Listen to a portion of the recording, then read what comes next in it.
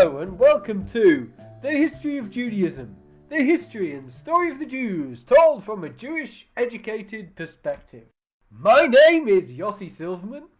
I am a licensed Israeli tour guide and a Jewish educator. You are listening to podcast number 5, the Passover Special, Jacob, the Wandering Aramean, and the First Exodus.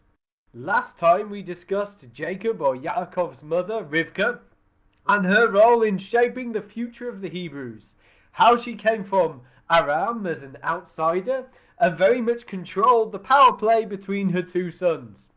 We introduced the line that Jews recite in the Passover Seder, the line being, "My father was a wandering Aramean," or "My father was oppressed by an Aramean." And you may have noticed that this podcast is just in time for the festival of Passover, or as Jews call it, Pesach. So I'm making this my Pesach special. We're going to see how the roots of Pesach, or indeed the entire future of the Jewish people, actually reside in the story of Yaakov's exodus from his uncle Lavan. So we're going to start with a cinematic effect here. Get ready for a flash forward. So, flash forward beginning. It is about 200 years later. The great-great-grandchildren of Abraham, Yaakov's sons, went down to Egypt following the pattern of migration during a drought which we discussed at the time of Abraham. They settled in pasture land and farmed their sheep, and they lived in peace with the Egyptian. And then a new Pharaoh rose who did not know these people. He enslaved these Hebrews who had become known by the name the Children of Israel, and after a series of incredibly peculiar events, Pharaoh is convinced to let these people go free, convinced or forced by the fact that his people will rebel because they are sick of frogs raining from the sky, their rivers turning to blood, their being covered in lice, having their cattle go crazy, having mad animals wander around the city, being covered in boils, having locusts invade, having hail rain down on them from the sky, having the sky turn black and not being able to see anything for a full 24 hours, and then having all their firstborn killed. He agrees to let the children of Israel go free. And this is where our scene starts. The sky is lit up by a full moon. It lights up the wilderness of the land of the eastern delta for as far as the eye can see. The Israelites are told to leave their homes at midnight, but just before they leave, they make a hasty meal of a quick, unleavened bread, roast lamb, and bitter herbs. We see all the Israelite houses, their doorposts smeared with the blood of a ram, so the angel of death knows to avoid the residents that live in those houses. We see all the cook fires and the people dressed as if to go on a long journey. Our camera pans in on one cook fire and an old man who is eating the Passover meal with his children, and he says to them in a very sage voice, "You may have thought that this Pharaoh was bad. You have it easy. In my day, we heard these stories about this guy called Lavan, or what the King James would call Laban, or what somebody might want to call Whitey, because that's what Lavan means. Anyway, this Lavan, real basket case, nasty person. You may have thought that Pharaoh wanted to kill just the firstborn. Well, let me tell you what Lavan wanted to do." And that's where we're going to start. Now, I know this phrase was actually probably very anachronistic. It was added later by the rabbis. It doesn't appear in the text. It appears in Haggadah, the story that the Jews read on Passover.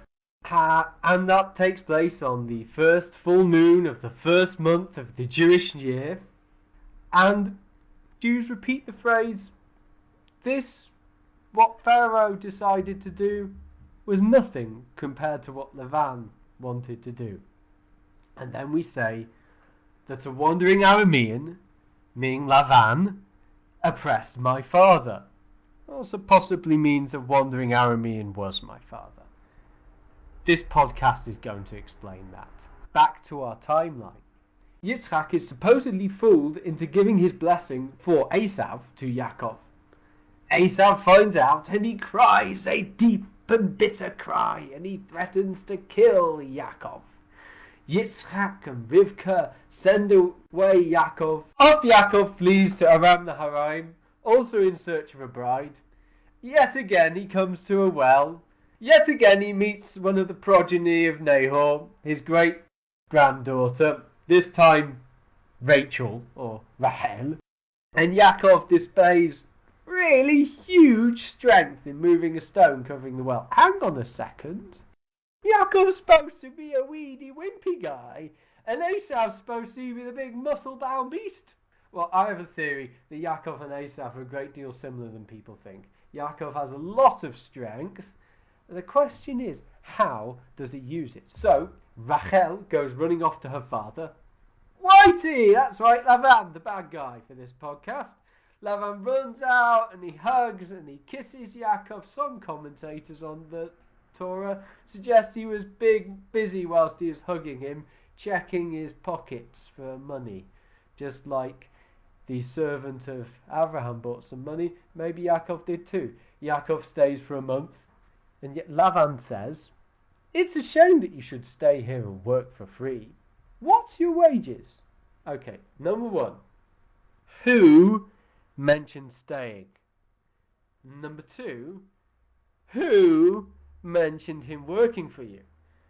Number three, who mentioned him doing it for free? It's very similar to the situation with Ephron the Hittite in the third podcast. No. Please don't say you'll work here for free. Because you're my family, right? Yeah, you shouldn't have to work for free. After all, I'm doing you a huge, huge favour, so please don't say you'll work for free. And then Yaakov stumbles right into it. Oh, no, I'll work for you for nothing. Just let me marry Rachel. And then Yaakov also includes, oh, don't worry, I'll work for 7 years for her. Oh, and it's not like Yaakov's got a huge dowry. Hang on a second, he has got a huge dowry. And he's not like he's the heir of another fortune. Oh, hang on a second, he is the heir of another fortune. So why is he having to bargain? Oh, that's Lavan who's done that. Yaakov, it's a bit of a pushover, right? And so, 2 generations before the slavery in Egypt, Yaakov becomes a slave. Still, Lavan's bad as Pharaoh. How does that happen? Listen on. Yaakov toils away for 7 years. At the end of 7 years, Lavan throws a big party. At the end, Yaakov lifts up the bride's veil and... No, it's Rachel's weak-eyed sister, Leah. And Yaakov says, nothing. Lavan gives some weak excuse about not marrying off the younger daughter before the older. By the way, how does it feel to have stuff switched on you, Yaakov? How do you like that? How do you like being deceived? Is there some kind of justice going on here? What did Yaakov say to Lavan? Nothing. There's no protest. There's no why do you do that? He just goes and works another 7 years for Rachel. So after 14 years, he asks if he can go it alone and get some wages. And Lavan agrees to that. His wages are going to be only the spotty or striped sheep. That's nice for somebody who's been working for 14 years. He creates this really weird contraption where if he can trap a spotted ram into conceiving with another sheep, then he'll produce more spotty rams than sheep. It's a really weird contraption involving spiky poplar sticks. I'm not sure how it works, but let's just say Yaakov has a fairly big flock at the end, and it's probably a miracle because I don't really think there's much science behind that. In the meantime, Yaakov's wives and the two concubines he got as wedding presents, he gets two concubines as wedding presents, that's nice, Bilhah and Zilpah, have also been enlarging their herd. He ends up with 11 sons, and then a little bit later after our story he gets another son left, that's leaving him with 12. Now the impetus to leave, that comes from Rachel and Leah, it doesn't come from Yaakov. Yaakov seems to be fine.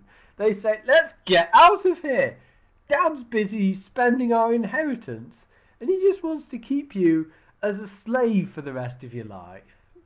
Besides, Lavan's sons got really suspicious about the whole sheep thing. Like, a lot of focus is given to Rachel and Leah. Lavan has other sons, and they're getting the focus, not Rachel and Leah. And similar to the Exodus story, Yaakov leaves in the dead of night. Also similar to the Exodus story, there's a chase scene. And also just before the chase scene, there's a seeming tangent. Rachel steals her father's idols and takes them on the journey.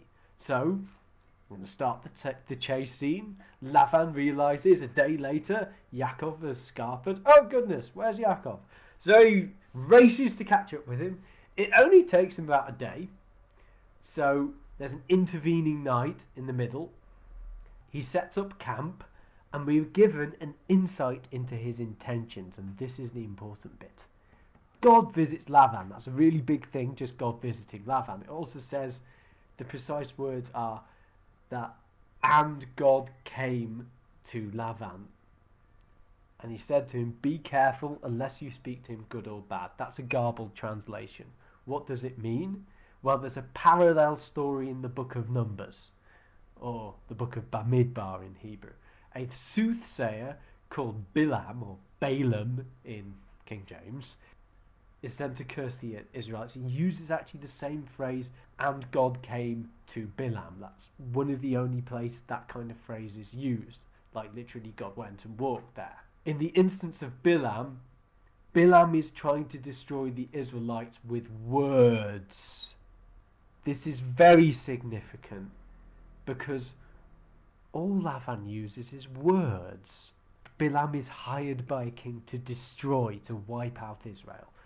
Words now have tremendous power. Anybody who doesn't think words don't have tremendous power, somebody can kill you with the words ready, aim, fire. In fact, they have responsibility for a firing squad. So Lavan managed using words to convince Yaakov to waste over 14 years of his life. Maybe he could have said, kill 'em boys, and his servants would wipe out Yaakov with his 12 sons and his wives. Don't speak to him good to bad means only speak to him in good things, because you have the power to speak really bad things. Maybe the words could have even been a lot more simple, but just as dangerous in a certain sense. Maybe they could have been just, now you're going back to Aram with me, and you're going to be a slave for the rest of your life. And the 12 tribes of Israel, if you hadn't cottoned on to it yet, come from the 12 sons of Yaakov, would never have happened. And this is akin to death, meaning if somebody's history in the future doesn't happen, then that's akin to them dying. Go watch Doctor Who, there's plenty of scenarios like that. Now, history and legend have turning points. Points where the story becomes a story with a point as opposed to just a collection of events. And the day the Israelites left Egypt and the meeting with Lavan are two such turning points. Lavan chews out Yaakov for leaving. He makes up this whole act about how he wanted to give them a big party. What, like the party we threw for Avram's servant when he wasn't going to let him leave? And then he insists on searching the camp for his idols. And he turns over everything and he finds nothing. It's then, after over 14 years of silence, the Bible gives Yaakov a nice long rant.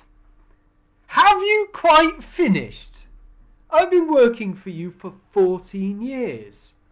In the day, the sun beat down on my head. And at night I ate ice. And what for? What for? For you to go and chase me around and badger me about these dumb idols? Just leave me alone. You can just go away. Yaakov becomes a different person. Not the person who does everything indirectly, making contraptions so he can affect the mating behaviour of sheep, dressing up as his brother, all this business. He becomes a fighter. It's not just happenstance. The night after Lavan leaves him, he has his struggle with an angel from God, and he's given a new name, Israel, the man who struggles with God and man and wins. And Lavan leaves. Lavan sees that Yaakov is not going to back down. He's not going to go meekly. He's going to fight physically if need be. And Lavan realizes that he's lost. Next he faces Esav, his brother. And instead of being killed in a nasty way, he shows to Esav how much he has grown. He even offers Esav his birthright right back, saying he has all of that and more enough to live on. Esav is impressed, has rejected the life of a shepherd for the life of a bandit general anyway. We have been discussing up to this point the group that became before the Jews, the Hebrews. Yaakov is one of those Hebrews, but his children, they're much more. So this angel changes Yaakov's name, and Yaakov's behaviour in fact changes Yaakov's name from Yaakov to Yisrael, to Israel. And this name has stuck with the Jews to this day. Each of Yaakov's sons will eventually have a large family, a tribe. And these are 12 tribes, and they're known collectively as the children of Israel, or the 12 tribes of Israel. Next time we will continue the story. We will learn about these 12 brothers and their tribes and how they ended up getting enslaved in Egypt. Thanks for listening. Please follow the podcast on my website, scoutisrael.com, or iTunes. I am Yossi Silverman, Israeli tour guide, Jewish educator, and you have been listening to the History of Judaism.